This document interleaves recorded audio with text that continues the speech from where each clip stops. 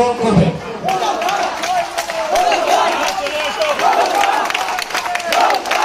আমাদের সঙ্গে উপস্থিতি ঐতিহ্যবাহী মঠুরা ডিগ্রি কলেজ ছাত্রলীগের সফল সভাপতি রিফাত খান জল এবং বিপ্লবী সাধারণ সম্পাদক মোহাম্মদ আল মামুনের নেতৃত্বে একটি বিশাল মিছিল আমাদের আজকের এই উঠান বৈঠককে সাফল্যমণ্ডিত করে তোলার জন্য আমাদের মাঝে উপস্থিত হয়েছে।